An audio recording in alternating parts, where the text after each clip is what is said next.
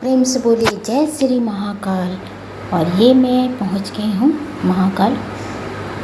और जैसे कि मैंने बताया था कि दोपहर में बारिश हो रही थी, उसके बाद हम थोड़ी देर के लिए सो गए और शाम को उठे तो मेरी तबीयत बहुत ज़्यादा ख़राब हुई थी। फीवर भी आ गया था और थोड़ा सा पेट का भी इश्यू था।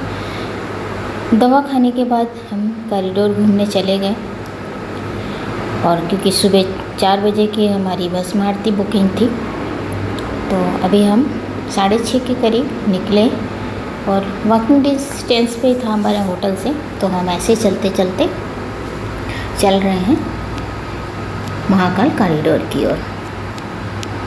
तो मेरे साथ बने रहिए और एक प्यारी सी झांकी देखिए महाकाल कॉरिडोर का।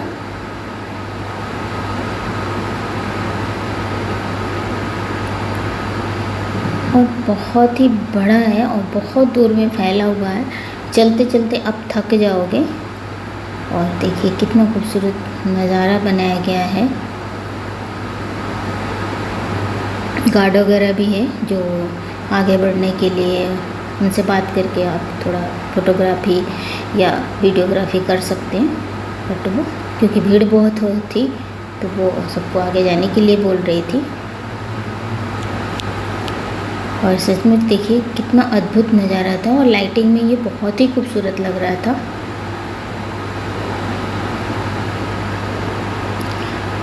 और इस तरह से रास्ता है इसके अंदर से होते हुए।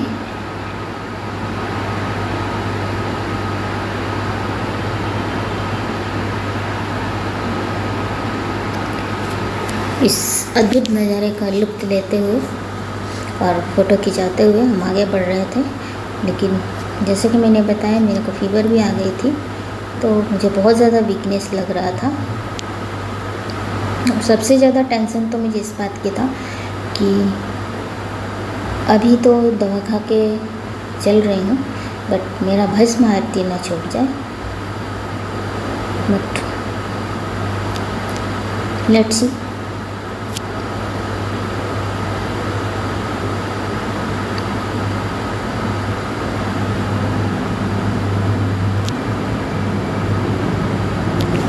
और ये देखिए यहाँ पे कितना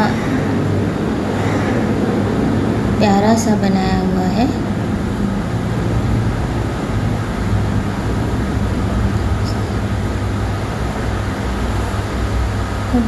ये क्या था मेरे को कुछ समझ में नहीं आया, बट देखने में बहुत अच्छा था। और ये नृत्य करते हुए दिखाया गया है।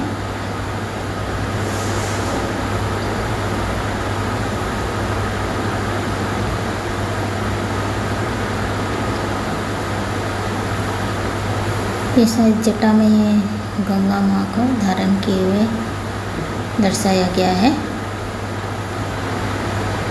और इस तरह से देखिए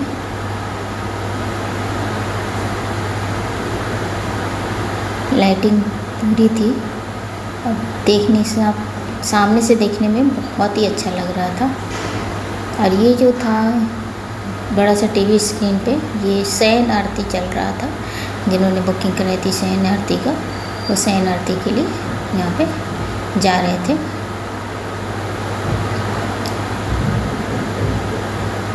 क्योंकि हम काफ़ी देर रहे हैं और हम रात को 11 बजे वापस होटल आए थे और उसके बाद डिनर करके थोड़ा सा आराम किए और फिर हम निकल पड़े थे बस मारुति के लिए। लेकिन बस मारुति के पास जाने के समय हम फ़ोन लेके नहीं गए क्योंकि उसमें जमा करना और काफ़ी टाइम लग जाता और उसके लिए लाइन 12 बजे से ही लग जाती है। तो हम लेट गए थे, हम 2:30 बजे करीब गए थे। तो मैं और मेरी तो फीवर थी तो मैं डबल दवा खा के और फिर गई थी। तो इस वजह से मैंने फ़ोन लेके नहीं जा पाई थी कि मैं फीवर में ही थी। बस मुझे था किसी तरह से मुझे वो आरती मिल जाए।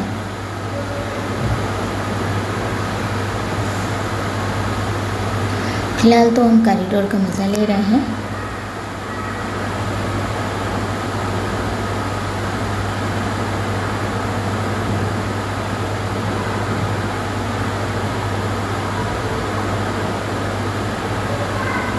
देखिए मेरा चेहरा कैसा हो रहा है, बिल्कुल ऐसा सुबह के टाइम तो ऐसा था कि मेरा बिल्कुल दिमाग काम नहीं, बस जैसे जैसे लाइन में चल रहे थे मैं चल रही थी आँख बंद करके। बिल्कुल मुझे ऐसा नहीं था, पर हाँ जैसे ही मैं बाबा के दरबार में पहुंची अंदर एंट्री के लिए, तब मुझे मेरी फीवर ऐसा लग रहा था कि ठीक हो गया है और मैं वहाँ अच्छे से देख पाई आरती। ये था कि चलते चलते हम बाहर निकलने के लिए आ गए थे, क्योंकि हम बहुत थक गए थे और फीवर की वजह से मैं ज़्यादा थक गई थी। तो हम वापस आ रहे थे होटल को और 10-11 बजे का टाइम होगा, 11 बज गया होगा। ये फिर जैसे हम आगे को आए तो ये मंदिर थी, भारत माता मंदिर करके है। आप इधर से भी जा सकते हो कॉरिडोर घूमने के लिए, लेकिन ये उल्टा साइड से है। यहाँ से निकल गए और यहाँ पे भी हमने एक तो पिक लिया। ये मंदिर भी बहुत खूबसूरत था। और भस्म आरती के बाद वहाँ पे जो फोटोग्राफर थे उनसे हमने, और उसके बाद जैसे कि मैंने बताया कि मैं नहीं ले गई थी, तो जो भस्म आरती था उसका कुछ भी मैं रिकॉर्ड नहीं कर पाई। उसके बाद भस्म आरती के बाद 6 बजे हम घर आए। घर आने के बाद फिर से मैंने दवा खाया, क्योंकि शाम को 6 बजे की ट्रेन थी। तो आज ही मुझे जो भी वहाँ देखना था, जो मेन है, तो ये गढ़काली का मंदिर है जो कि शक्तिपीठ है और मेन था, इसलिए हम यहाँ आ गए।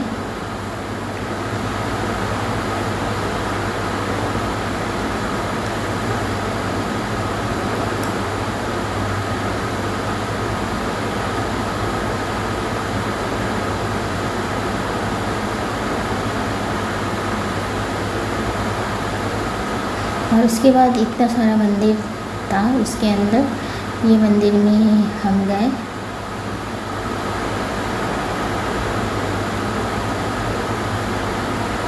यहाँ पे बहुत सारे अलग अलग भगवान थे।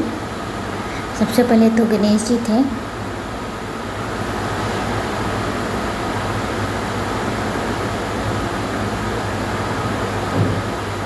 ये माता थी। उसके बाद हम पहुंच गए काल भैरव मंदिर, क्योंकि बाबा के दर्शन के बाद यहाँ ना आए तो फिर दर्शन सफल नहीं होता है। तो हम यहाँ पहुँच गए काल भैरव मंदिर। और ये दीपक था, पर पता नहीं कैसे दीपक लगाते होंगे, बहुत ऊंचा था। और यहाँ पे इस तरह से लाइन लगी हुई थी, भीड़ थी।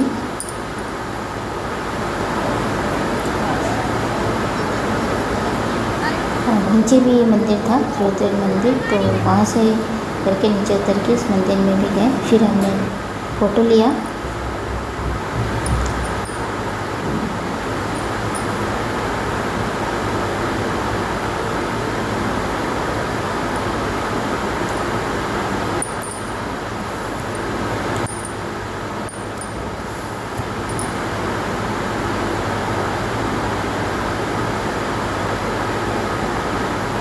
और उसके बाद हम वहाँ से निकले तो पहुँच गए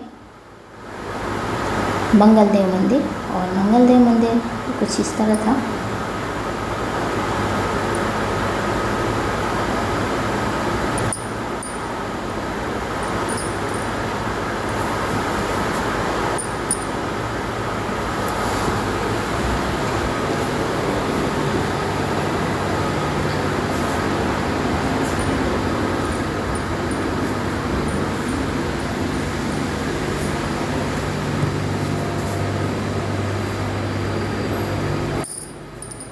और देखिए मंगलदेव मंदिर में सभी अपने ग्रह शांति की पूजा करा रहे थे। और कुछ इस तरह से घूम के ऊपर को जाना था।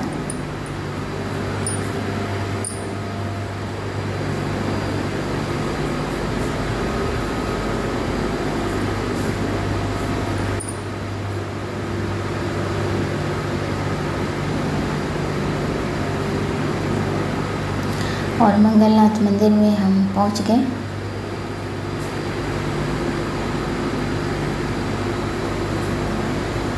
और इस तरह से था बन रखा हुआ वहाँ पे बिल्कुल सामने।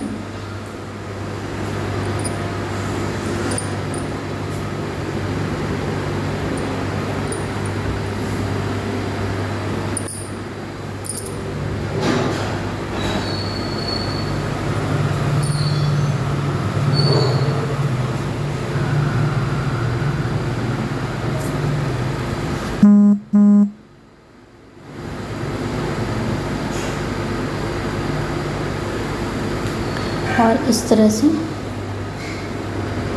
हमने भी पूजा अर्चना की यहाँ पे,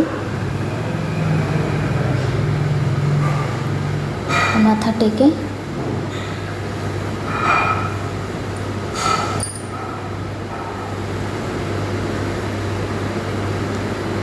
और उसके बाद ऊपर से ही हमने देखा ये शिप्रा नदी, जो पूजा कर रहे थे वो वहाँ पे से अपने जो भी था पंडित बता रहे थे, तो वो वहाँ पे स्नान करने जा रहे थे। उसके बाद यहाँ पे ये पृथ्वी माता का भी मंदिर था, तो हमने वहाँ भी पूजा की।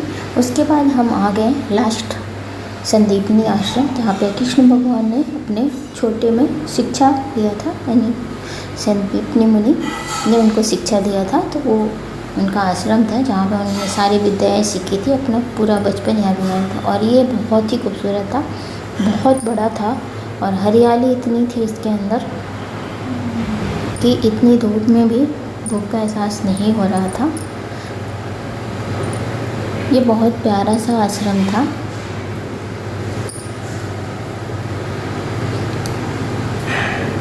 और इसमें शंकर भगवान का ये छोटा सा मंदिर बना हुआ था, जिसमें सब भक्तजन पूजा कर रहे थे। बाकी उनकी सारी बाल्यकाल की जो जिस तरह से उन्होंने यहाँ पे गुजारा था, उसका एक बनाया हुआ था फोटो द्वारा, इस तरह से लगाया हुआ था सब जगह। और ये शंकर भगवान का मंदिर है, यहाँ पे सब पूजा करें। और उसके बाद आगे हमने घूमा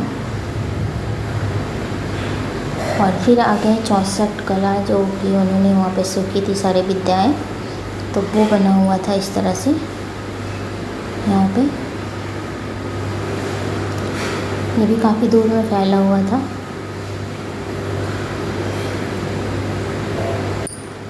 यहाँ भी हमने एक तो पिक लिया और इस तरह से हमारा उज्जैन ट्रिप ख़त्म हो गया। वापस हम 6 बजे का ट्रेन था, वापसी के लिए हम निकल पड़े उज्जैन स्टेशन और दिल्ली आने के लिए।